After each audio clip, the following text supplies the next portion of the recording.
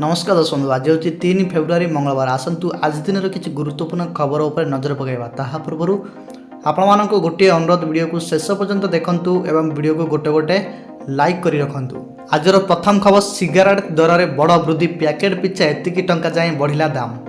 तेज संशोधित टिकस व्यवस्था अनुଯାयी 10टी सिगारेट थिबा एक साधारण पैकेटर मूल्य अति कम 22 रु 25 टंका वृद्धि घटी। सेहीपरि प्रीमियम बा लंबा 76 mm रु 84 mm सिगारेट पैकेट पिछा 50 रु 55 टंका जाए दर बढ़ी।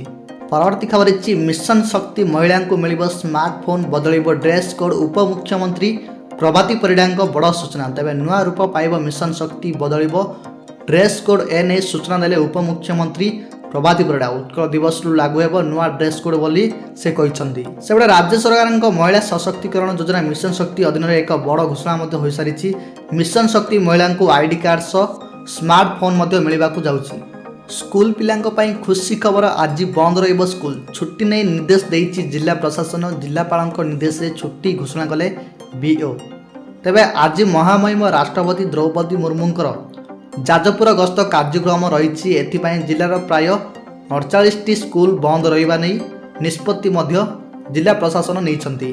परवर्ती खबर इछि गाड़ी में पेट्रोल किंबा डीजेल पकाइबा पूर्व जानि नियंतु दर। तेबे प्रतिदिन तेलर नुआ दर निर्धारण कर। आज भुवनेश्वर पेट्रोल दर 101 टंका 11 पैसा रही बेले डीजेल दाम प्रति लिटर पिछा 92 टंका 69 पैसा रही। सेहीपरि दिल्ली में पेट्रोल लिटर पिछा 94 टंका 77 पैसा और डीजेल दर 87 टंका 67 पैसा होइछि। परवर्ती खबर इछि सरकारी नियुक्ति रे कंप्यूटर योग्यता पालन को कड़ा निर्देश। ओकेसीएल रो ओएससीआईटी कोर्स बाध्यतामूलक। राज्य रे सरकारी अर्ध सरकारी और पीएसयू नियुक्ति रे कंप्यूटर योग्यता संपर्कित नियम को सठिक भाव पालन करने पाई राज्य सरकार कड़ा निर्देश जारी करिसेंती। परवर्ती खबर इछि राज्य में जारी रहिबो कोहड़ी। एही सब जिला को सतर्क सूचना जारी। आज केन्द्रापड़ा जगतसिंहपुर बालेश्वर भद्रक पुरी खोर्धा और कटक रही। से बुधवार दिन केन्द्रापड़ा जगतसिंहपुर बालेश्वर भद्रक जाजपुर कटक पुरी मयूरभंज केन्दुझर सुंदरगढ़ और खोर्धा जिलार विभिन्न स्थान में कोहड़ी हेब बोली पूर्व अनुमान कराई। परवर्ती खबर इछि किन्नर को हत्यार प्रतिवाद। राजधानी में तातिला किन्नर संघ हत्याकारी को गिरफ दाबी राजरास्ता को ओह्लाइले। किन्नर को हत्या प्रतिवाद रे राजरास्ता को ओह्लाइले किन्नर। धारणा रे बसिले न्याय मागिले। राजधानी उपकंठ उत्तरा सिफा छक निकट रे किन्नर को हत्या घटना रे गतकाली राजधानी रे साथी किन्नर माने प्रतिवाद करथिबा सूचना मिली। परवर्ती खबर इछि रेलबाई रे ओडिशा को 10,928 कोटी अनुदान। प्रेस मीट करी सूचना देले रेल मंत्री अश्विनी वैष्णव। तेबे रेलबाई रे ओडिशा को 10,928 कोटी अनुदान करिसंती। प्रेस मीट करी सूचना देले रेल मंत्री अश्विनी वैष्णव। कहले चली 90,000 कोटी टंकार काम 17टी नुआ रेल प्रकल्प पई योजना हेउची। परवर्ती खबर इछि शेख हसीना को 10 वर्षर जेल दंड शुणानी कले कोर्ट। सेबड़े बांग्लादेश पूर्वतन प्रधानमंत्री शेख हसीना को लगी एक बड़ झटका। बांग्लादेश एक कोर्ट हसीना को 10 वर्षर जेल दंड शुणानी करिसंती। दुईटी पृथक दुर्नीति मामला रे एही दंडादेश शुणानी होईची। सरकारी हाउसिंग प्रकल्पर बंटन में दुर्नीति होइतिबा नै हसीना विरोध में अभियोग आसिथिला। परवर्ती खबर इछि ब्रह्मपुर आईनजीवी पीतवास पंडा हत्या मामला। कोर्ट रे हाजिर हेले विक्रम पंडा और अन्य 14 अभियुक्त। तबे शुणानी थिबारु जिला कोर्ट रे हाजिर हेले। जिला कोर्ट परिसर रे व्यापक पुलिस मुतयन। असुस्थ जोगु मदन दलाई आसी नथिले। आसंता 6 तारिख रे हाजिर हेबे समस्ते। एही हत्या मामला गत 19 तारिख रे एसडीजेएम कोर्ट रु जिला दोरा जज कोर्ट को जाइथिला।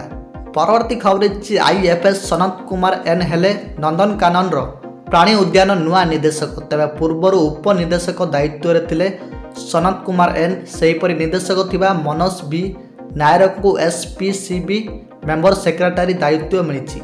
एतिसह मनोज बी नायर को वन्यप्राणी अतिरिक्त पीसीसीएफ दायित्व दिया जाइछि। परवर्ती खबर इछि अजित मृत्यु रे बीजेपी रो बड़ हाथ। चांचल्यकर अभियोग आनिले संजय राउत।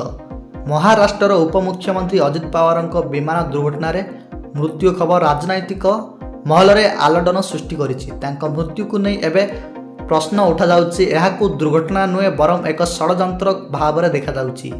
ଶିବସେନା ୟୁବିଟି ସାଂସଦ ତଥା ମୁଖପାତ୍ର ସଞ୍ଜୟ ରାଉତ ଅଜିତ ପାୱାରଙ୍କ ମୃତ୍ୟୁକୁ ନେଇ ଏକ ବଡ଼ ମନ୍ତବ୍ୟ ଦେଇଛନ୍ତି। ପରବର୍ତ୍ତୀ ଖବର ହେଉଛି ଅଜିତ ପାୱାରଙ୍କ ଅନ୍ତିମ ସଂସ୍କାରରେ 30 ଲକ୍ଷର ଗହଣା ଚୋରି। ତେବେ ମହାରାଷ୍ଟ୍ରର ବାରମତୀରେ ଲକ୍ଷ ଲକ୍ଷ ଲୋକ ସେମାନଙ୍କର ପ୍ରିୟ ନେତା ଅଜିତ ଦାଦାଙ୍କୁ ଶେଷ ଶ୍ରଦ୍ଧାଞ୍ଜଳି ଜଣାଇବା ପାଇଁ ଏକତ୍ରିତ ହୋଇଥିବା ବେଳେ ଚୋରମାନେ ଏହି ଦୁଃଖଦ ଘଟଣାର ସୁଯୋଗ ନେଇ ଏକ ବଡ଼ ଅପରାଧ ଘଟାଇଥିଲେ। ଅନ୍ତିମ ସଂସ୍କାର ସମୟରେ ସୁନା ଚେନ୍ ଚୋରି ହୋଇଥିବା ଘଟଣା ସାମ୍ନାକୁ ଆସିଛି। ପ୍ରାୟ 30 ଲକ୍ଷ ଟଙ୍କାର ସୁନା ଚେନ୍ ଚୋରି ହୋଇଥିବା ଜଣାପଡ଼ିଛି।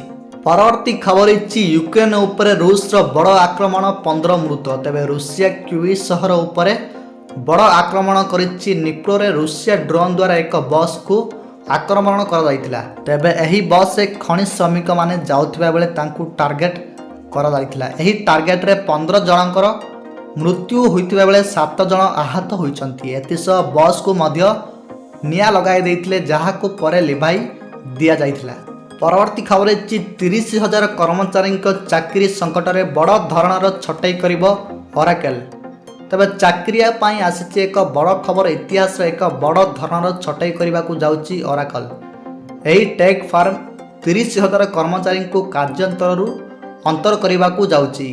ତେବେ କୃତ୍ରିମ ବୁଦ୍ଧିମତ୍ତା AI ଡାଟା ସେଣ୍ଟର ପ୍ରତିଷ୍ଠା କରିବାକୁ ଯାଇ କମ୍ପାନୀ ଆର୍ଥିକ ସଙ୍କଟ ଦେଇ ଗତି କରୁଥିଲା। ତେଣୁ କମ୍ପାନୀ ଏହି ବଡ଼ ପଦକ୍ଷେପ ନେବାକୁ ପ୍ଲାନ୍ କରୁଛି।